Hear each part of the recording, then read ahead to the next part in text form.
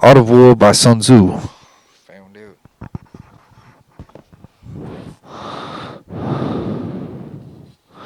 Let me make sure I'm on the starting page here. No introduction, just the Art of War by Sun Tzu. Understanding the nature of war is of vital importance to the state. War is the place where life and death meet. It is the road to destruction or survival. It demands study. War has 5 decisive factors which you must take into account in your planning. You must fully understand their relevance. First is a moral compass, second is heaven, third is earth, fourth is the commander, fifth is regulation. Found out. A moral compass. A moral compass brings the people into accord with their ruler, so that they will follow him in life and in death without fear. Heaven encompasses night and day, heat and cold, and the changing of the seasons. Earth encompasses nearness and distance, ease and hindrance, wide plains and narrow gorges, matters of life or death. The general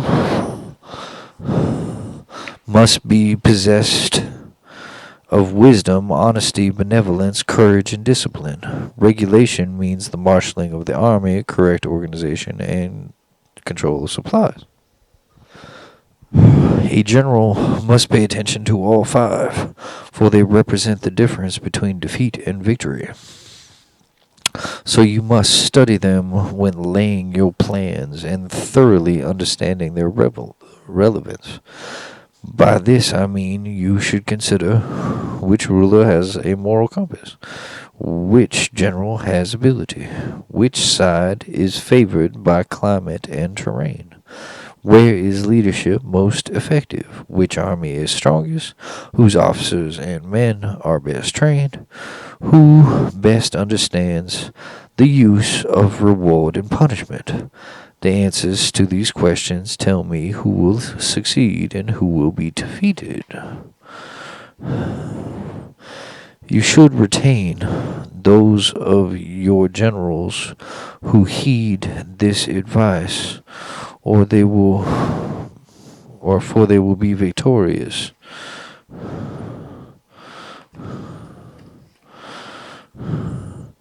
You should dismiss those who do not, for they will be defeated.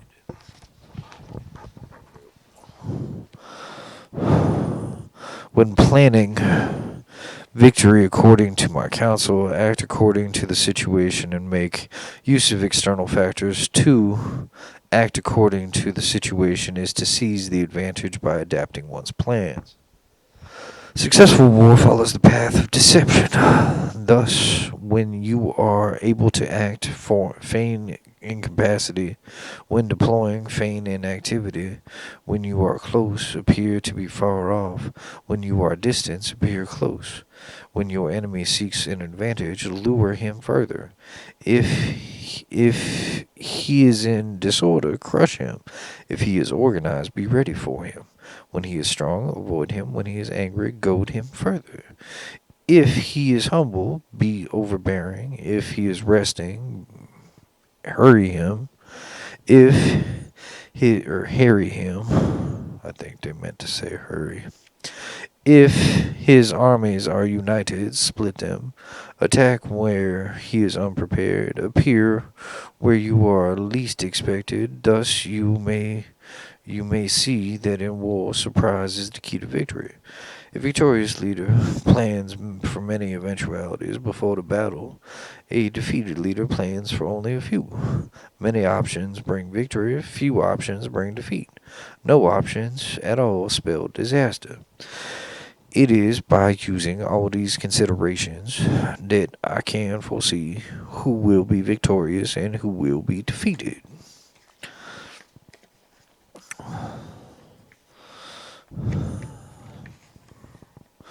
Waging war.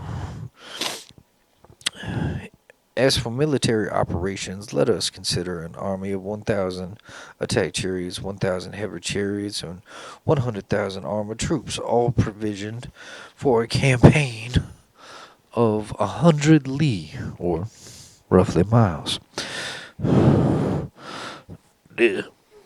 Found out. Allowing for expenses at headquarters and the front, the entertainment of allies and guests, the cost of glue and lacquer for maintenance, and the manufacture of chariots and armor, an army of 100,000 men will require a daily expenditure of 1,000 jin, which is some weird money thing predicated on gold or silver or copper or something. In waging war, victory, precious metal, means precious metal. Alright. And li is,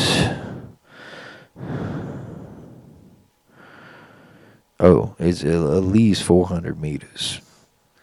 So a half click. Found out. Minus 100. Found out. So that's li and jin. Found out.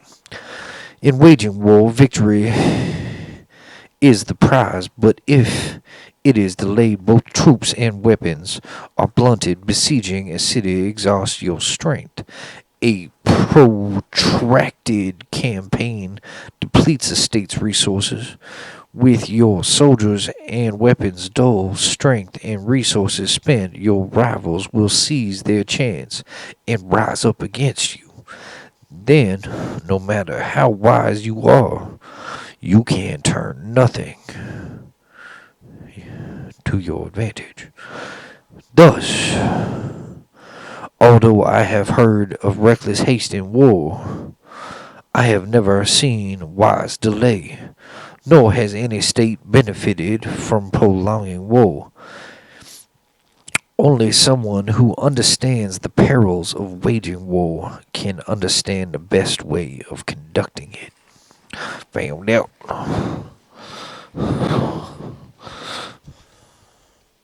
Skilled generals. A skilled general levies troops only once and transports provisions from home only twice. He brings equipment from home but forages for food from the enemy. This is how he keeps his troops fed. Provisioning an army at a distance is a sure way of emptying the state executor and beggaring the populace.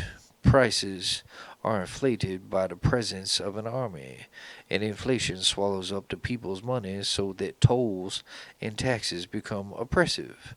With strength sapped and wealth depleted, households are stripped bare, and all people will lose 70% of their income. That's 70%. Like percentage sign.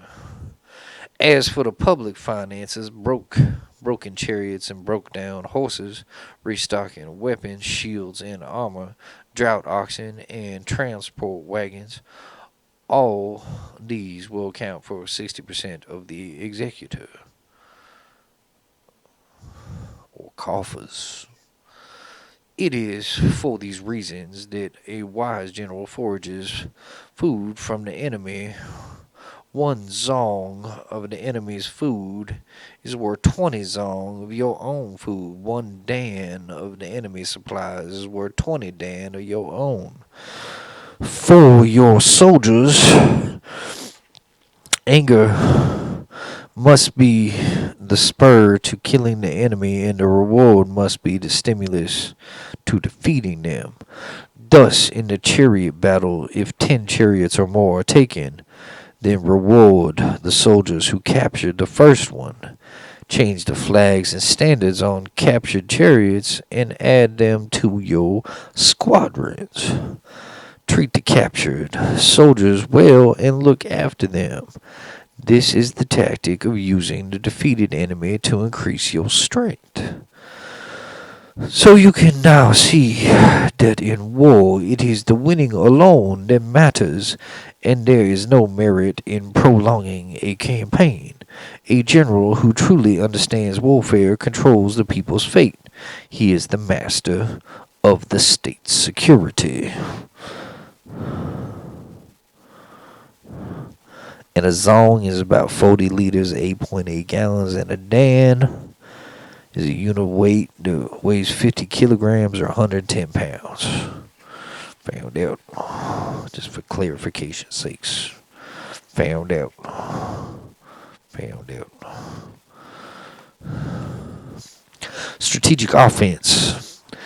In considering the complete art of war, it is greatly preferable to capture a state whole rather than to break it up. It is better to capture an army whole rather than to break it up. It is better to capture a regiment whole than it is to break it up. It is better to capture a battalion whole rather than to break it up.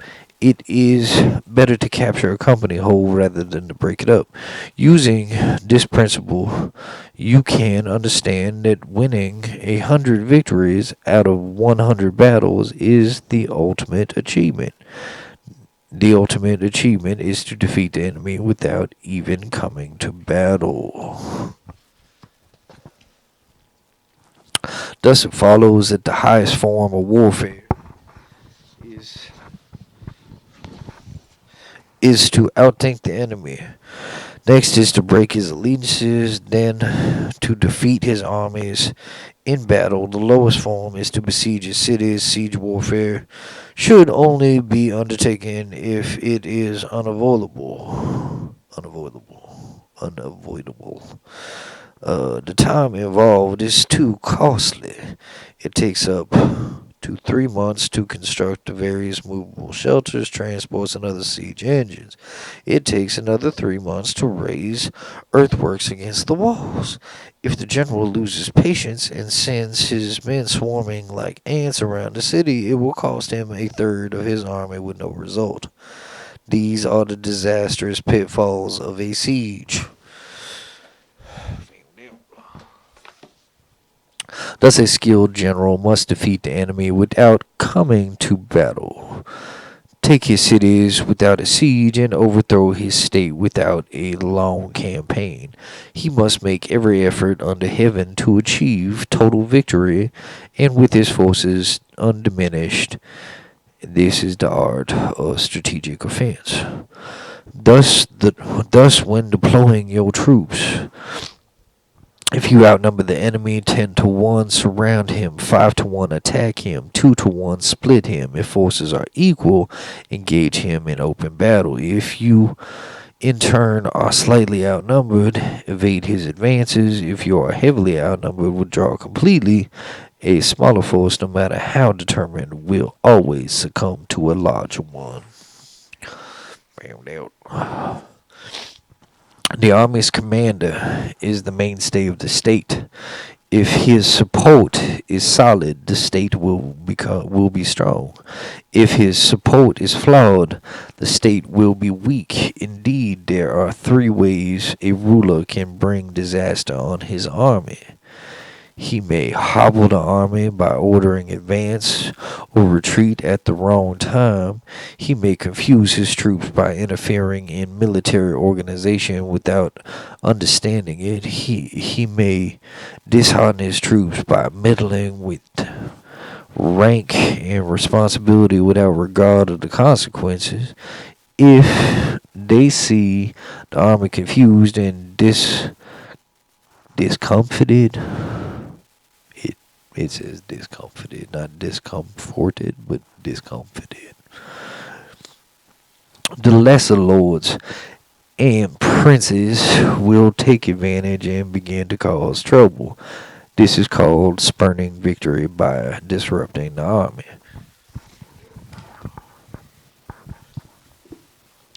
There are 5 keys to victory: knowing when to fight and when not to brings victory. Knowing what to do, both when superior in numbers and when outnumbered, brings victory. Holding officers and men united in purpose, bringing victory. Careful preparation to catch the enemy unprepared brings victory. A skillful general given free rein by the ruler brings victory. And these five together are the true paths to success. Thus, we may say that if you know yourself and know your enemy, you will gain victory 100 times out of 100. If you know yourself but do not know your enemy, you will meet one defeat for every victory. If you know neither yourself nor your enemy, you will never be victorious. Oracle of Delphi only told half the story. It said, know thyself. Which is dumb, because you should know the enemy too. Found out. Deployment. The great generals of old first ensured that they themselves were beyond defeat, and they waited for the enemy to make themselves vulnerable. Thus, we can say, although you have it in your own hands to place yourself beyond defeat, you cannot of yourself bring about the defeat of the enemy. Whilst you are unsure of victory, defend. When you are sure of victory, attack. Defend should you indicate that you are not in a position to defeat the enemy. Attack that you are even stronger than you need to be. A skilled defender digs himself in deeper than the 9th level of the earth. A skilled attacker falls on the enemy from above the 9th level of heaven.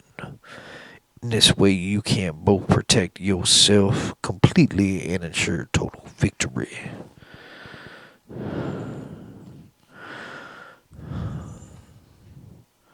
Found out.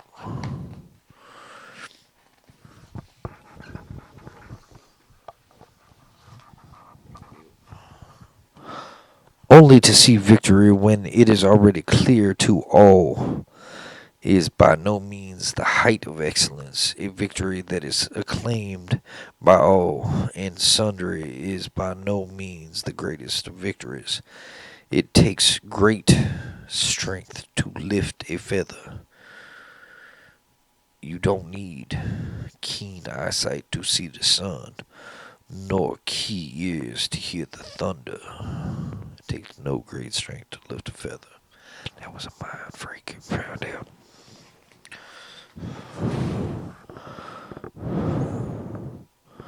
Let's see, where was that? Found out.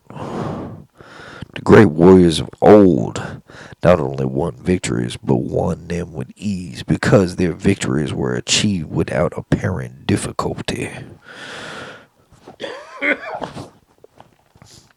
Thus, a great soldier first places himself in an invincible position, then ensures he does not miss the crucial opportunity to defeat the enemy. A successful army first ensures invincibility, and only then engages the enemy. A vanquished army will have gone into battle first, and only then looked for the means of victory.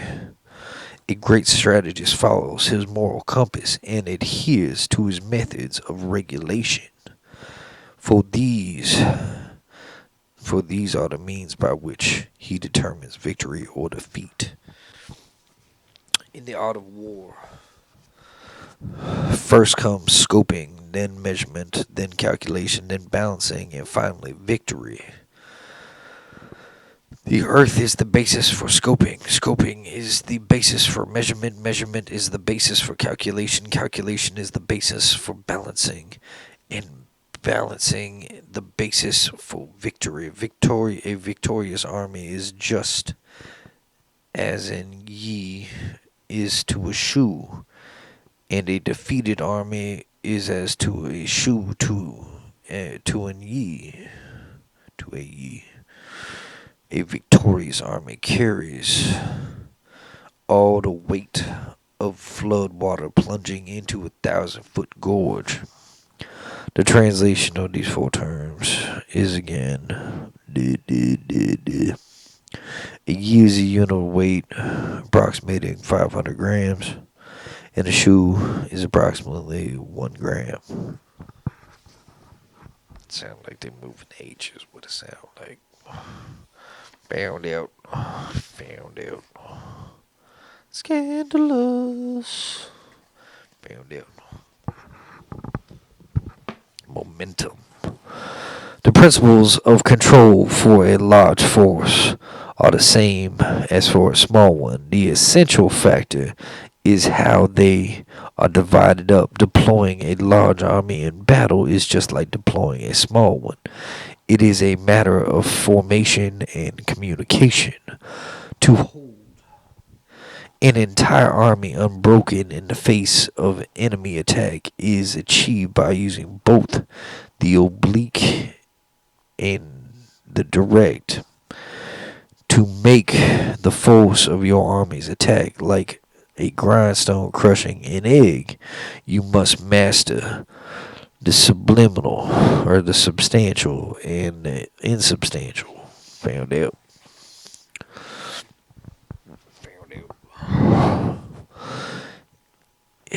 In all kinds of warfare, the direct approach is used for attack, but the oblique is what achieves victory.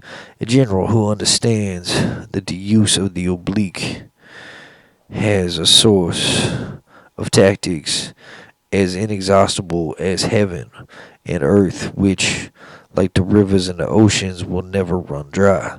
Like the sun and the moon, they diminish and replenish. They constantly renew themselves like a cycle of the 4 seasons. There are only 5 basic notes in music, but their variations are infinite. There are only 5 primary colors, but when blended their shades are hues, and hues are limitless. There are only 5 principal tastes, but if their combinations produce more flavors, their combinations produce more flavors than can be tasted. In military strategy, there is only the direct and the oblique, but between them they offer an inexhaustible range of tactics. The direct and oblique lead naturally one into the other, like the ever-turning wheel. So who can ever exhaust their resource? The surge of rolling flood water washes away boulders. This is called momentum. The swoop of the falcon strikes and kills his prey. This is called timing. Thus, a skilled warrior, his momentum must be irresistible and his timing precise. Momentum is the tension in a crossbow arm. Timing is the pulling of the trigger.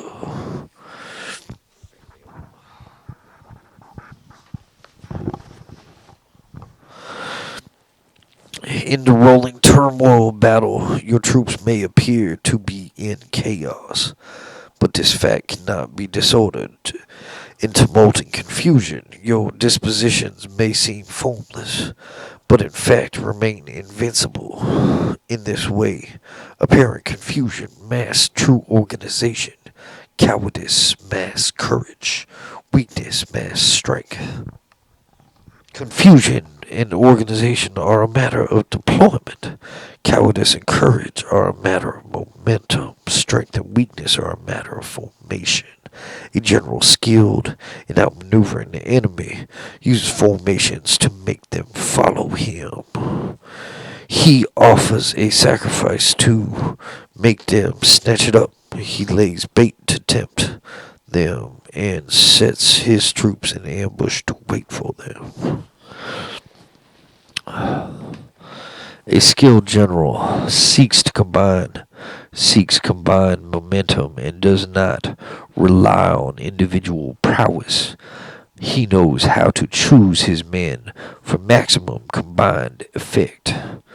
The combined effect in battle has the power of rolling logs and boulders. It is the nature of logs and boulders to remain still on level ground, but to roll down a slope, they will come quickly to halt if they have squared off sides, but keep rolling if they are round. The momentum of skilled warriors is like a round boulder tumbling down 1,000-foot mountain. This is what I have to say on momentum. Found it. Found it. Found it. The substantial and the insubstantial. It is a general principle that the army which arrives first at the site of battle and waits for the enemy will be fresh, and the army that arrives second to the field and has to rush into battle will be labored and exhausted. Thus, a great warrior takes control of others and does not let others control him.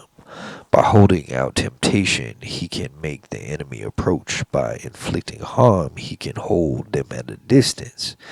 Using the same principles, if the enemy are taking their ease, he can rouse them. If they are well provisioned, he can starve them. If they are encamped, he can move them on. Attack at points which the enemy must scramble to defend, and launch lightning attacks where they are not expected.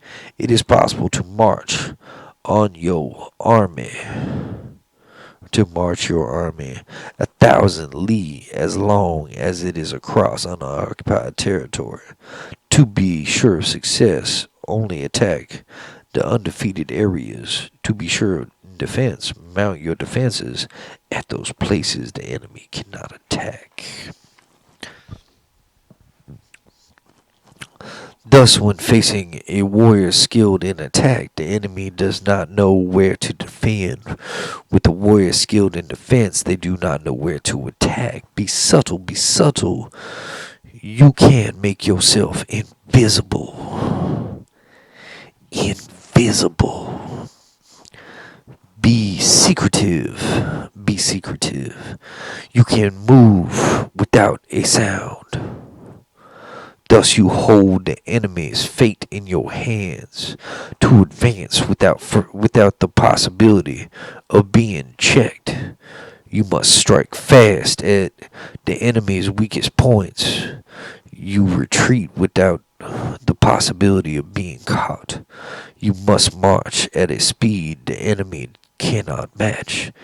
If you want to bring the enemy to battle, even though he is entrenched behind the deepest of ditches and highest of ramparts, you must attack at a point he cannot afford not to rally to. If you do not wish to engage with the enemy, even though your defenses are no more than a line in the ground, you can prevent them attacking by luring them away with feint or a decoy. If you can't see the enemy's dispositions, but they cannot see yours, then you can keep your forces united whilst they must split up to allow for all possibilities. If you are a single unit but the enemy is divided into 10, then the odds are 10 to 1 in your favor at any given point. If you have superior force you can use to attack an enemy's inferior one, then inevitably you encounter them.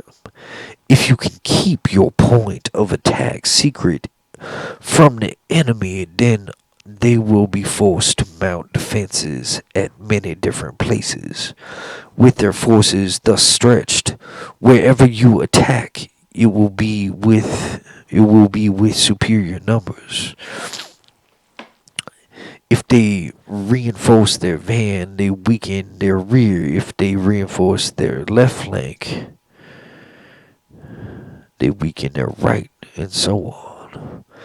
If they try to reinforce every possible position, then every position will be weakened. Weakness in numbers stems from having to mount defenses. Strength in numbers stems from forcing the enemy to mount such defenses.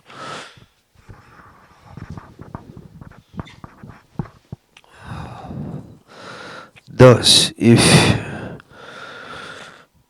you know in advance the time and the place of the engagement, you can march 1,000 li and still join battle. If you do not know the time and the place of the engagement, then you do not know whether to reinforce your van or your rear, your left or your right flank. Imagine the difficulties if your furthest divisions are separated by tens of li, and even if the closest ones are only a few li apart. By my calculations, the army of you the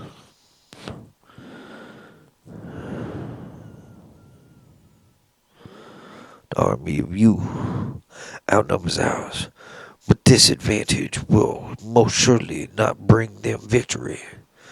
I say the victory will be ours, even if the enemy outnumbered you. You can prevent them from joining battle. Lay plans to discover the enemy's intentions and their likelihood of success. Provoke him to understand the dynamics of his movement and inactivity. Force him to deploy where you cannot study his formations, so that you can see his strong points and weaknesses. Take his measure so that you know where his dispositions are undermanned and where they are overmanned. In deploying your troops, the greatest skill is in keeping the enemy in the dark.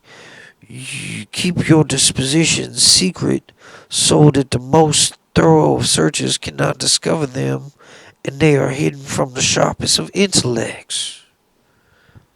Now, is you dumb or is you smart? You can hide from the smart, but you can't hide from the dumb. You can hide from the dumb, but you can't hide from the smart. You see what I'm saying? Found out. I'm not even looking at the Asian in this. The common people cannot comprehend how I contrive my victories from the disposition of the enemy themselves. All they see are the tactics by which victory is won, and none of them understand the planning behind them. Never employ the same strategy twice, but use the infinite variety at your disposal. Military strategy is like water, which flows away from high ground towards low ground. So in your tactics, avoid the enemy's strength and attack his weaknesses. Water adapts its course according to the terrain. In the same way, you should shape your victory around the enemy's dispositions.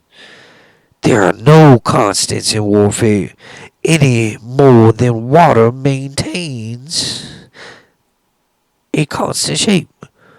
Thus the general who gains victory by shaping his tactics according to the enemy rank with the immortals. None of the 5 elements remain dominant for long. None of the 4 seasons last indefinitely. The sun rises and sets. The moon waxes and wanes. Found out. Now my question, this ain't a part of the book. My question is, are y'all impermanent, permanent, or something else? Because the waxing and waning is the state of existence. Found out. Sorry, that meaningless jib jab or something I'm saying. Found out. Maneuvers against the enemy. In the conduct of a war, the general receives his orders from the ruler. It is the general's job to marshal the forces available to him to put into effective order and build their encampment. Then the most difficult of all, he commences his maneuvers against the enemy. The inherent difficulties of this lie in the need to turn the devious into the direct and turn the disadvantageous into the advantage. For example, he may lay false trail away from his true objective, so tempting the enemy off course and thus arrive at the real destination before the enemy, even though he sets out after him. This shows mastery of the devious maneuvers against it.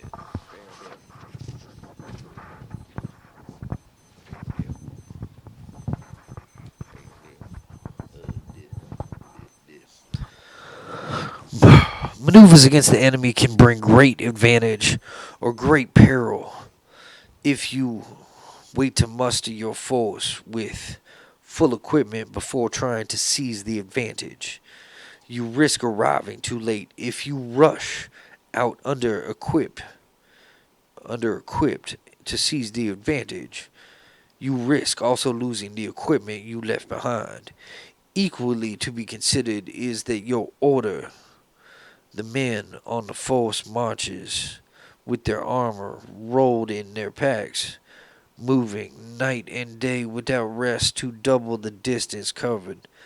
Then a march of 100 li to seize an advantage will result in the capture of the commanders of all three divisions. Found out. The stronger men will surge ahead and the weaker ones will fall to the rear. Only a tenth of your strength will actually reach your destination on time. If the march is 50 li, then the leader of the vanguard will be captured and half your force will arrive. If your march is only 30 li, then 2/3 will arrive. On the same principles, an army must have its baggage train, provisions, and supply dumps. Otherwise, it is lost. I found out. Rulers must understand the priorities of the local nobles before he can make profitable alliances. A general must acquaint himself thoroughly with the terrain, its mountains and the forests, its halts and its impasses, swamps and marshes before he can march his army through it. And there he must use local knowledge to take the advantage of the natural features.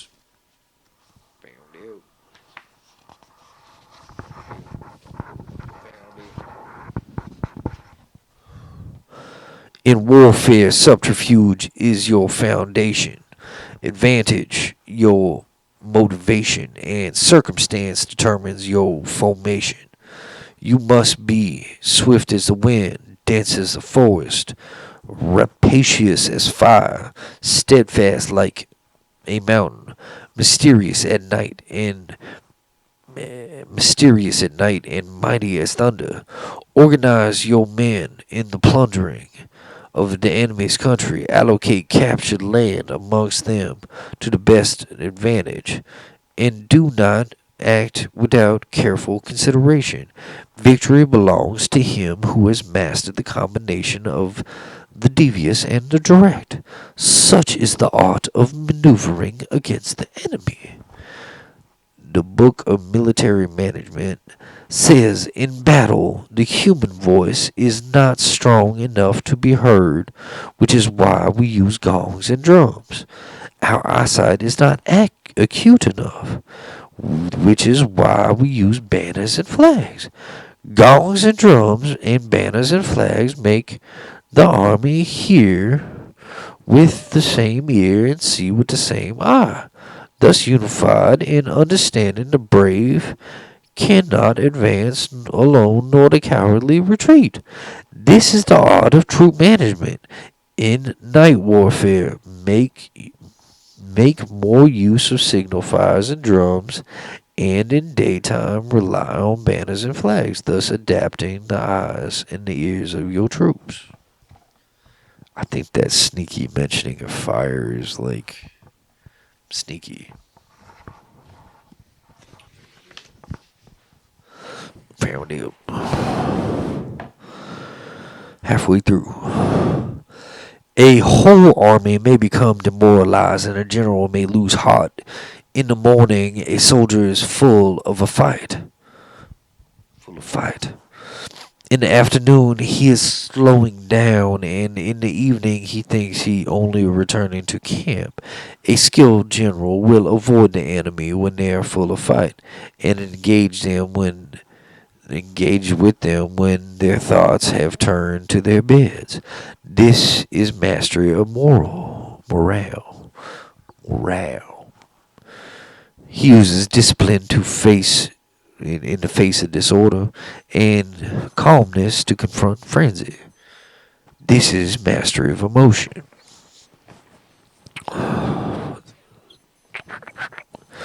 To be close to the battlefield whilst the enemy is still far away, to be fresh and rested when the enemy is exhausted, to be well fed the enemy when the enemy is hungry. This is the mastery of the upper hand, holding off from an enemy whose banners are well ordered, and not engaging with the army in tight formation. This is the mastery of circumstance. Here are some of the basic principles of war. Never attack uphill, nor defend downhill. Do not be lured into an attack by feigned flight, and do not attack an enemy who is rested and full of fight. Do not swallow the bait put out for you. Do not do not get in the way of an army that is homeward bound. When you surround an enemy, always leave them a way out, and do not press a cornered foe too hard. This is the art of waging war.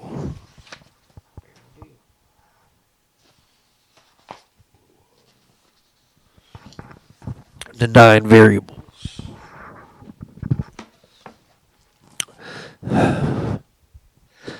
In the conduct of war, the general receives his orders from the ruler. It is the general's job to marshal the forces available to him in the terrain. If the terrain is unfavorable, do not encamp. If the roads and communications are good, make sure of your allies. Do not linger in difficult ground. If you are surrounded, find a way out by stratagem. If in life or death situations, fight head on. There will be roads that should not be followed. There will be armies that should not be attacked. There will be cities that should not be besieged. There will be positions that should not be fought over. There will be there will even be orders from your ruler that should not be followed. A general who thoroughly understands the 9 variables will know how to use his army. A general who does not thoroughly understand them, however well he knows the lie of the land, he will not be able to turn it to his advantage. A commander may well be acquainted with the 5 advantages, but without understanding of the 9 variables, he will never use his men to their best effect. A wise leader always considers both advantages and disadvantages equally by pausing to consider the disadvantages of an advantageous situation, or he can be sure of achieving his aims by considering the potential advantages of perilous situation. He can find a way of resolving his difficulties. Keep the other lords and princes in their place by harrying them, worrying them, and keeping them busy. Lead them on with the hope of some advantage. In waging war, do not rely on the enemy not arriving to battle, but on your own readiness to receive them. Do not rely on them not attacking. Rather, be sure of defensibility of your own position. There are 5 pitfalls that man snare at. Reckless disregard for death and indeed result in death. Death will indeed result in death. Too much regard for life will result in capture. A quick temper can be provoked into rash action. A misplaced sense of honor brings only shame. Over solitude for the man, over solicitude for the man, just causes needless trouble and anxiety. These five things are common failings of generals and are disastrous in their effect on the successful conduct of war. When the army is defeated and its general slain, look no further than these five for the cause they demand study. Found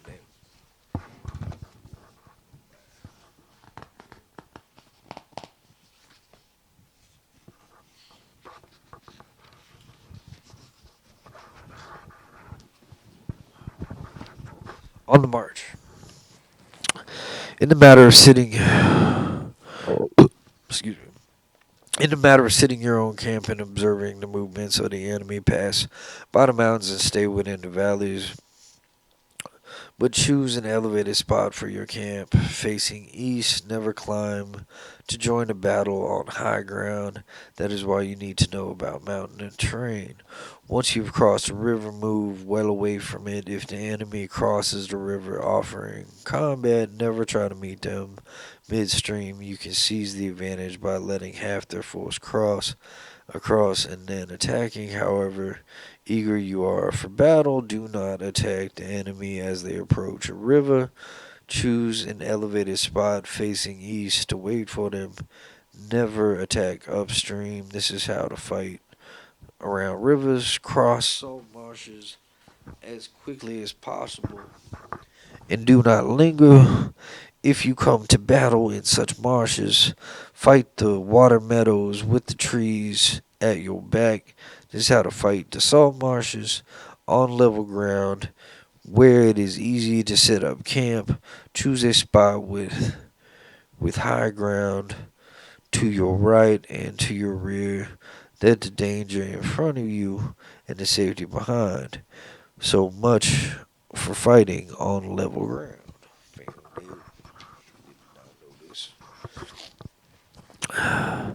It was through knowing how to use these four types of terrain to advantage that the Yellow Emperor was able to vanquish the four emperors.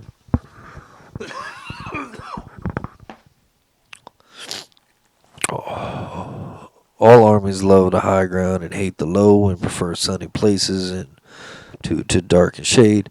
If you look after the health of your men in the camp on firm dry ground, your army will avoid all the unusual diseases. This is a sure recipe for victory. When you come to the hills or man-made banks, take a position on the sunny side with the high ground to your right and rear. This will deploy your men to their best advantage and make full use of the terrain. If a river is swollen with rain, water, and you wish to cross it, wait until it subsides.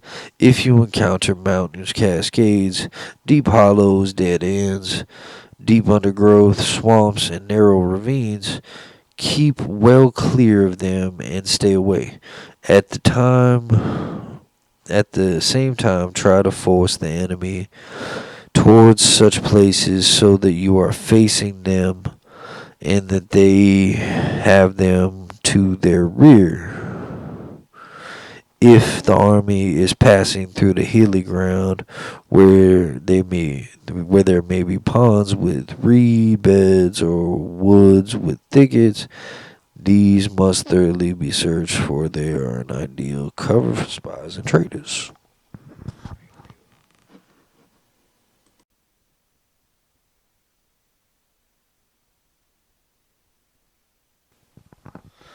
Mic check, mic check. All right. It was through knowing how to use these four types of terrain an advantage that the Yellow Emperor was able to vanquish the four emperors. All armies love the high ground and the low ground, and hate the low ground, and prefers hunting in places to dark and shade. I just read this.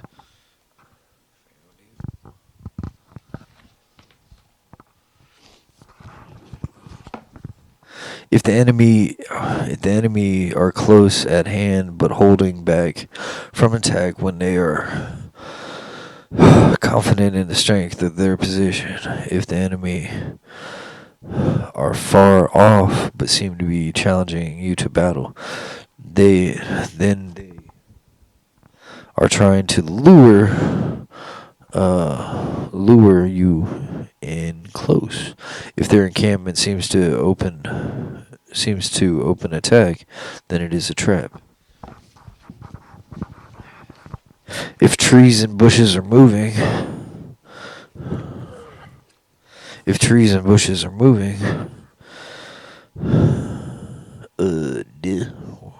oh my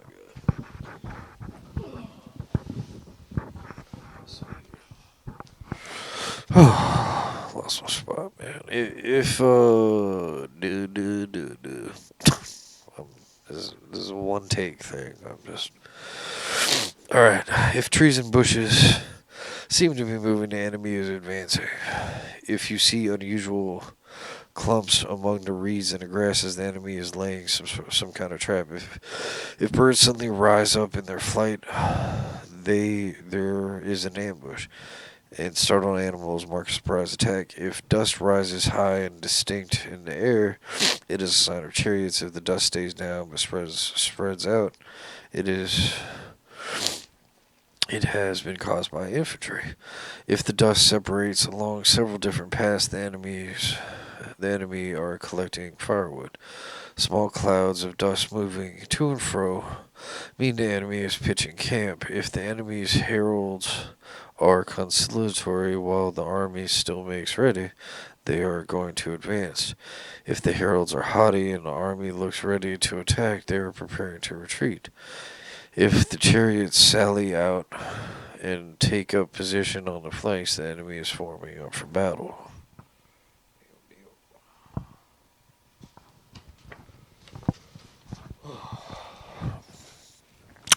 Offers of a truce with no solid commitments only indicate some kind of plot.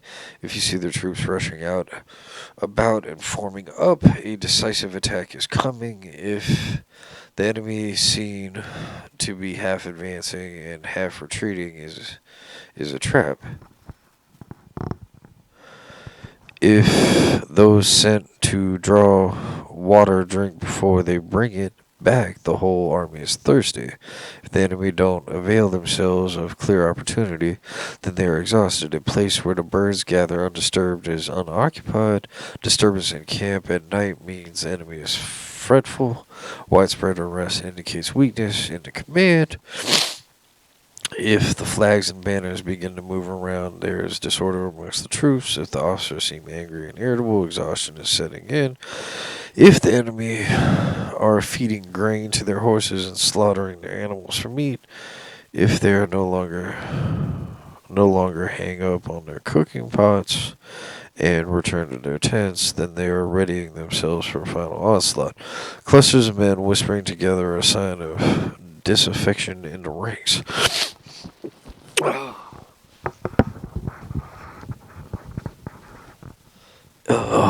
If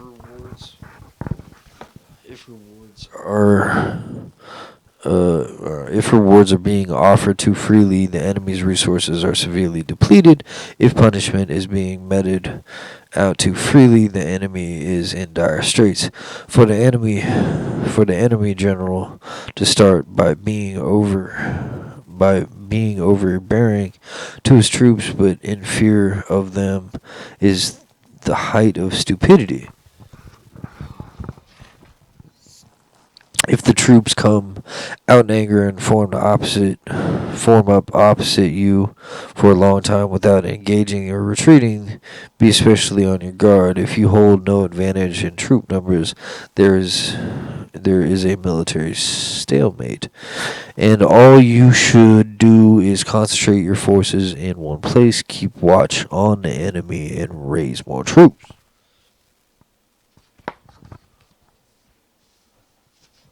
A general who a general who recklessly underestimates the enemy is sure to be captured.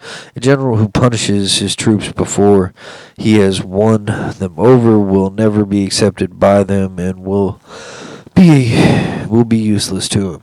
If he has already won them over but does not punish them when appropriate, they will still be useless. So you must bring your troops together with a humane treatment and bind them with discipline. This is the path to invincibility. Enact consistency in orders and instruction, and the men will be loyal to you. If there is no consistency, they will not. It is a mutual benefit to general and men to maintain this consistency. Terrain. Terrain may be classified thus: passable ground, entangled ground, neutral ground, narrow passes, rugged cliffs, and separating ground. Passable ground. Passable ground is the terrain that can be crossed by either side to keep the upper hand. It is this kind of ground to make sure that this is you who occupies the sunny heights, and look to your supply lines. Entangling ground is such that although easy and sally forth from it is hard to reoccupy. On such ground, if the enemy is poorly prepared, it is easy for you to venture out and defeat them. If, however, the enemy is well prepared and your attack fails, it will be difficult for you to return, and you will be at a severe disadvantage. If neither side can gain the upper hand by taking the initiative, that is called neutral ground. It is a kind of terrain, even though the enemy may offer me a tempting advantage, I would rather restrain myself and draw the enemy out. Then when his army is half committed, I would be able to attack with certainty of gaining the upper hand.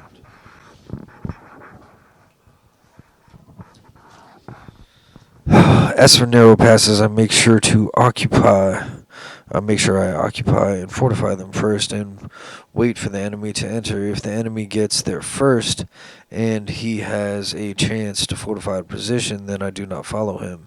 If, however, the pass is unfortified, you should follow the attack. Amongst rugged cliffs, if I get there first, I occupy the sunny heights and wait for the enemy. If they get there first, I restrain myself, try to draw them out. If you are in separating ground, then the two sides are evenly matched. It is difficult to come to battle, and even if you do, you will gain no advantage. There are 6 principles of terrain, and it is a prime responsibility of any general thoroughly to understand them. There are 6 degrees of misfortune which can befall an army, none of which stem from natural causes, but all of which are the fault of the general. They are flight, insubordination, decline, collapse, chaos, and rout.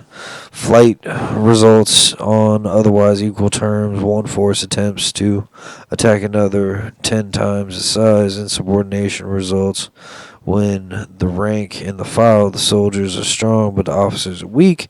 If the officers are strong and overbearing, and the rank and file are too passive, the result is decline.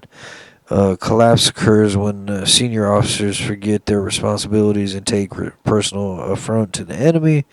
This will then attack on their own account before the general has been able to assess the chances of success. If the general is weak and does not enforce discipline, if his orders are not clear, if there is no consistency for officers and men in organization, and organization is haphazard, all of these results in chaos. When the general is unable to make an accurate assessment of the strength of the enemy, he will end up pitching a small detachment against a larger one, or a weak one against a strong one, without putting his crack troops in their vanguard.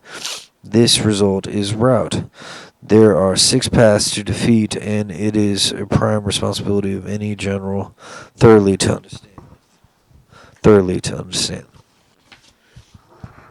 The natural characteristics of the terrain are a soldier's friend, an ability to assess the enemy and control the chances of victory, to calculate obstacles, dangers, and distances. These are what make a great general. If he understands all of this and puts into practice, he is certain of victory. If he neither understands nor practices it, he will be defeated. If all these indications point to certain victory, then a general must fight, even if his ruler orders him not to. Equally, he must defy his ruler's orders to fight if the signs do not point to victory. A general who advances without thought of personal glory and retreats without care of disgrace, who thinks only of protecting the people and benefiting his ruler, such a man is a treasure beyond price to his country. If you treat your soldiers like children, you can lead them into the deepest, darkest places. If you treat them as your beloved sons, they will stand by you to the death. If, however, you are too soft and do not establish firm leadership, too kindly and do not enforce your orders, if you are lax in your organization and cannot keep control, then your troops will be as useless to you as spoiled children. The situations are only half measures towards victories. Knowing your own troops and prepare to attack, but not knowing the preparedness of the enemy, knowing the state of the enemy, but not of your own troops, knowing the readiness of both the enemy and your own troops, but not knowing the nature of the terrain. Thus also the experienced soldier only makes a move when he is sure of his direction, and only takes to the road when he is sure of his supplies. This is why it is truly said, if you know the enemy and know yourself, you are sure of victory. If you know heaven and earth, your victory will be complete.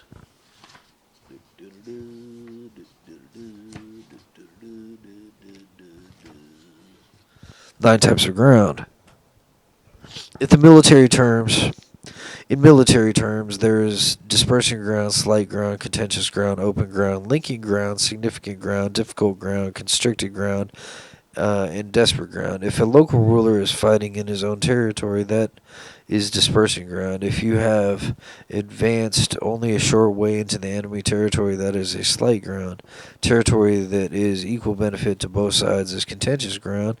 If territory provides access and egress to both sides, it is open ground. Linking ground has borders with 3 different states, and so that whenever controls it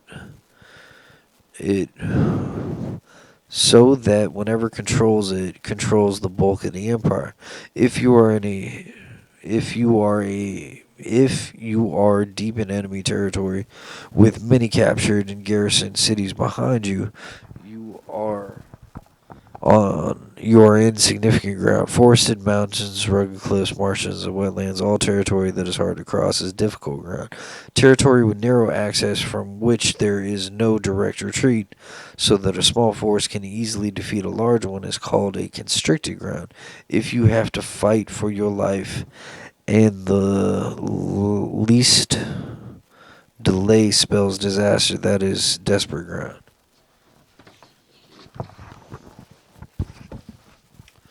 So do not fight on dispersing ground, and do not halt on slight ground. Do not attack on contentious ground, and maintain your communications on open ground. Form alliances on linking ground, and take the opportunity to plunder significant ground. Keep marching through difficult ground, and use cunning when on constricted ground. On desperate ground you fight. The great soldiers of old separate the enemy's van from their rear, could prevent their small detachments and main force working together, stop the crack troops from helping the lesser divisions, and disrupt communications between officers and subordinates. They could scatter the enemy and stop them from reuniting, or keep them in confusion if they did manage to regroup. They would advance if it was advantageous to hold their positions. If it was not, The question may be asked, what if the enemy advances to the attack of the large, well-organized army? My answer is see something they value highly, then they will listen to you. The essence of military operations is speed. Take advantage of the enemy being unprepared. March by unexpected routes and attack where they are not fortified against you.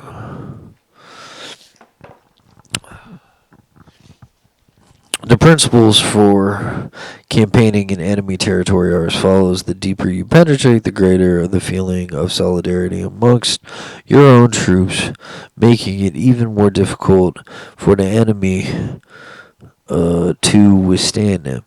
If you find yourself in fertile terrain, then if you find yourself in fertile terrain, then forage through the supplies for your whole army. Look to the well-being of your soldiers and do not overwork them. Keep their spirits and conserve their energy. Unite your forces with ingenious tactics and keep the enemy off balance. Do not be afraid to send your troops into a position from which there is no retreat, for they will prefer death to flight. If they can look death in the face and not flinch, then there is nothing that will be beyond them. Both officers and men will exert themselves to the utmost. Soldiers of whatever rank lose their fear in dangerous circumstances. They stand firm where there is no retreat. Deep in hostile territory, they show a united front. There is no alternative. They will fight to the last. Such soldiers will always be on their guard. Without your prompting, they will achieve your goals without your having to ask. They will be loyal without inducement and can be trusted to act correctly even without orders. Ban all omen-taking and superstitious practices so that death is all they have to worry about. Found out. Or your life, but whatever.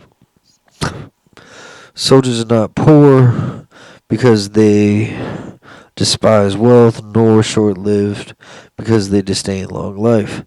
On the day of battle, their cheeks and their tunics will be all wet with tears, but once they are at the point of no return, they will show courage of Zhuangzi and the bravery of Cao Gui.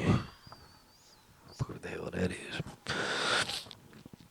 The skilled soldiers should follow the example of the Shuai Ran, the famous snake of Chang Sang. If you attacked its head, it strikes with its tail. Sounds evil. If you attacked its tail, its strikes would be the head. If you attacked the body, its strikes would be both head and tail. You ask me if an army can imitate the Shuai Ran. I say Shuai Ran, whatever it is. I say it can.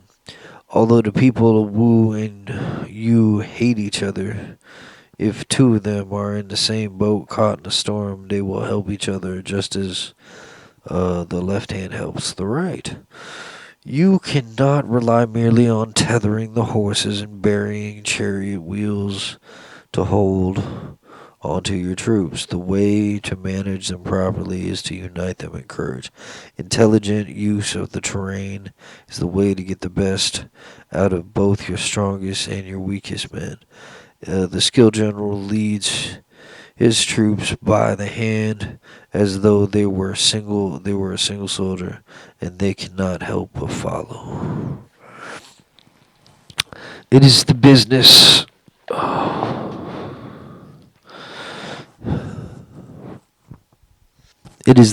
of the general to keep tight-lipped, to preserve secrecy, to be even-handed to ensure control. He must use the tricks and the rumors to keep both officers and the men in the dark as to his true intentions. He should change his dispositions and plans so no one knows what he is up to. He should change his camp and make detours so that his movements cannot be anticipated. When the time is ripe, a general should act like a man who climbs to a great height and then kicks away the ladder. He should plunge his army deep into the enemy territory before he pulls the trigger. He is like a shepherd herding his flock to and fro. No one knows where he is really going to go. Marshaling his forces and leading them into danger is the business of a general. Adapting tactics to the 9 types of ground, assessing the merits of attack or retreat, understanding human nature. These are what demand a general study.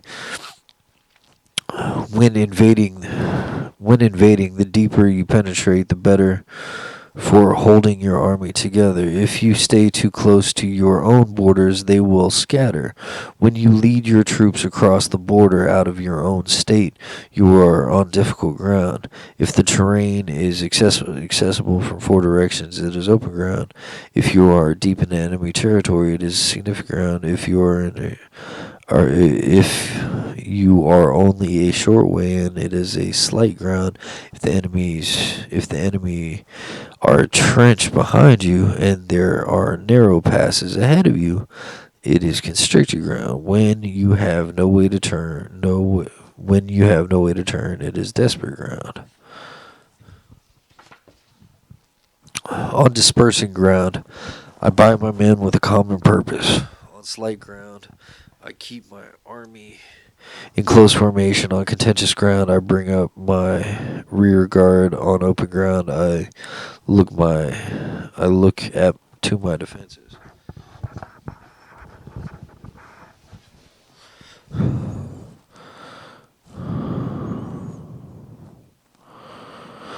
On linking ground, I strengthen my alliances. On significant ground, I protect my supply chain. On difficult ground, I press forward on the same route. On constricted ground, I block all access points and exits. On desperate ground, I show my troops that the only choice left to them is between life and death.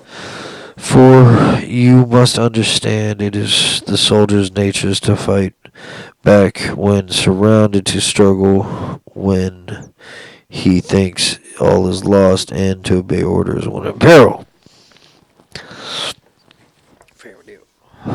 A leader must understand the priorities of the local nobles before he can make profitable alliances. He must acquaint himself thoroughly with the terrain, its mountains, its forests, its halts, its impasses, swamps, and marshes before he can march his army through it.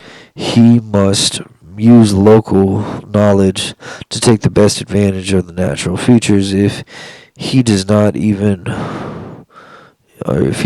understand even one of the basic principles of war, he's not worthy a general, or he's not a worthy general for a sovereign. A worthy general, when he attacks a powerful state, does not allow the enemy to concentrate his forces. He looms over them and prevents their allies from joining them. He does not strive to form alliances all over the place, nor does he look to bolster the power of other states. He keeps his own counsel, looming threateningly over the enemy. Thus he is able to capture their cities and conquer their kingdoms. Do not be bound by convention, but give rewards as they are merited, and issue the orders according to the situation. Treat every man in your army exactly the same. Do not ask them simply to trust your word. Show them with your actions. It serves no purpose to tell them that if they are in danger. You can lead them into victory. You can lead them into the most desperate of situations, confident that they will survive. For victory is to be plucked from defeat when they are in the greatest danger. In carrying out your military operations, give the appearance of being sucked into the enemy's plans whilst actually targeting their exposed flank. In this way, 1,000 Li won't save their general from your sword. This is how you use skill and cunning to achieve your aims. On the day war is declared, close off the passes, cancel the command tallies, and create and cease all communications with the enemy's ambassadors. Consider your plans carefully in the temple and make your preparations. If the enemy leaves you an opening, rush through it, seize what they hold most dear, constrain them as to time. Modify your plans according to the enemy's movements until you can bring him to the crucial battle. Start off as coy as a virgin until the enemy opens the door to you. Then move with speed of a hare so that they have no chance to resist.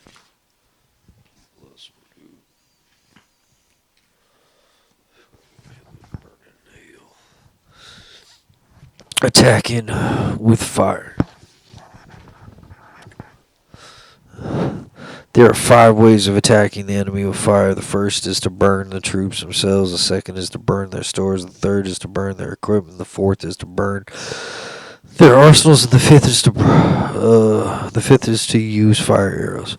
If you need materials to make fire attack, then these should be prepared in advance. There is also an appropriate season and appropriate days for raising such an attack. The proper season is when weather is dry, and the suitable days are when the moon is in the constellations of the sieve, the wing, the wall, and the crossbar. These are all days when the wind will blow.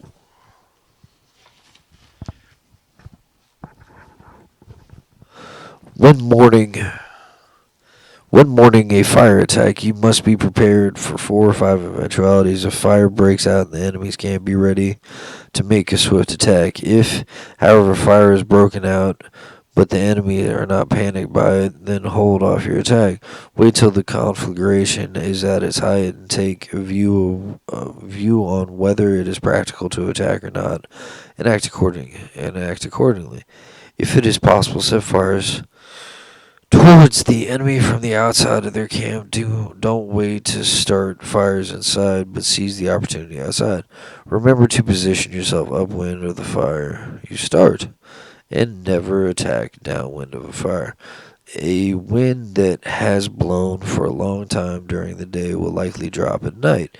An army should be familiar with the 5 eventualities of a fire attack and be prepared accordingly.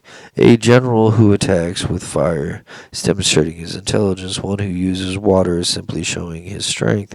Water can cut off an enemy, but it cannot despoil him of his equipment and supplies.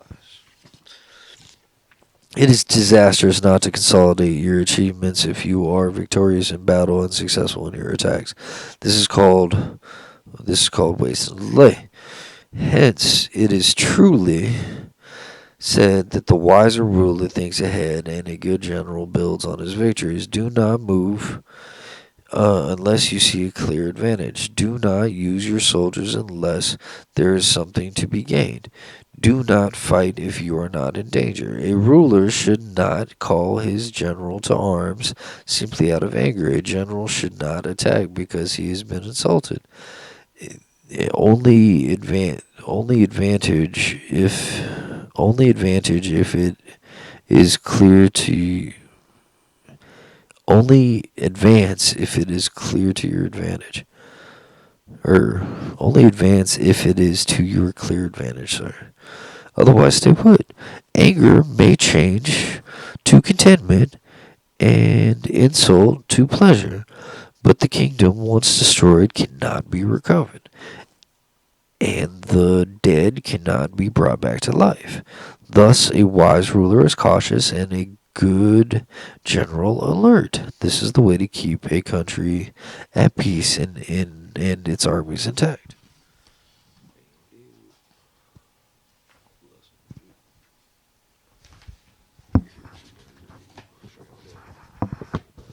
Using spies.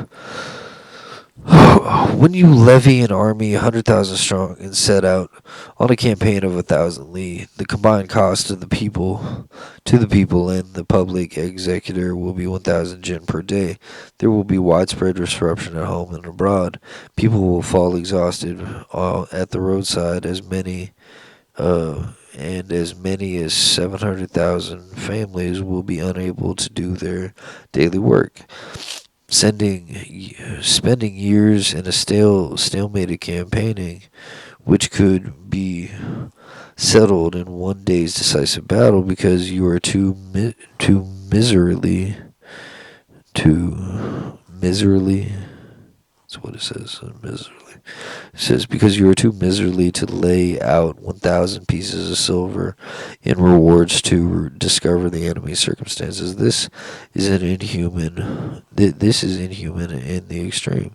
It is not a behavior of the leader of the people, nor for a true prop to the ruler or the mastery of victory. For what enables a wise ruler and an able general to attack decisively and to succeed where ordinary men fail is foreknowledge. And foreknowledge cannot be found by consulting the spirits or comparing similar situations. It is not. That's actually a lie.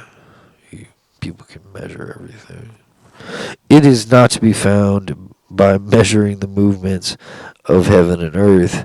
It can be obtained from men who have an accurate knowledge of the enemy's situation. Keep in mind, those tools can give your positions away. So, best to stay with prayer, people. Found out. To this end, there are 5 types of spy you may use. The local spy, the internal spy, the coverted spy, the expendable spy, and the permanent spy. If you use all 5 types, no one can fathom their machinations. It is a kind of divine organization and is a ruler's greatest treasure. Local spies are recruited from the enemy's peasantry, and the internal spies from their court officials. Converted spies mean using the enemy's own spies against them. Expendable spies are those that are fed false information so that it may be picked up by the enemy's own spies. Permanent spies are the ones who concentrate on bringing back reports. Thus, in your whole army, none should be closer to you than your spies. None should be more richly rewarded, and no secret more closely guarded than your spy network. Spies must be used sagaciously and treated with benevolence and virtue, and you must use the utmost subtlety to be sure of obtaining true reports from their spies. Subtlety is key. There are no circumstances where spies cannot be used, including big business. That's all business is. If a spy lets slip information before a plan has come to fruition, then both the spy and anyone he has told must be put to death. Whether you wish to destroy an army, attack a city, or assassinate somebody, the first essential is to identify by name the general in command, his attendants, his aides, his gatekeepers, and his bodyguards. You should order your spies to obtain information. When you find the enemy's agents spying on you, offer them bribes, lavish care on them, and lodge them handsomely. Thus, they may become converted spies and be of use to you. It is through these converted spies that you will be able to recruit local spies and internal spies. It is through them that your expendable spies will feed false reports to the enemy. And it is also through them that your government or your permanent spies will be able to act as occasion demands. As occasion demands. A ruler must know how to employ the 5 kinds of spy. And this understanding comes necessarily from converted spies or converted spies. Therefore, treat none more generously than your converted spies. In ancient times, the rise of the yen was due to the work of Yi, formerly in the employment of the Zia, and the rise of the Zhao was due to the work of Liu Ya, formerly the employee of the yen. Wise ruler was a wise ruler or an able general must select only the most intelligent men to act as his spies, and then he will be sure of achieving great things. This is a necessity of war, and army depends on it to act. That's some bullshit. We could be fighting on robots on Mars, but this evil shit prevented it.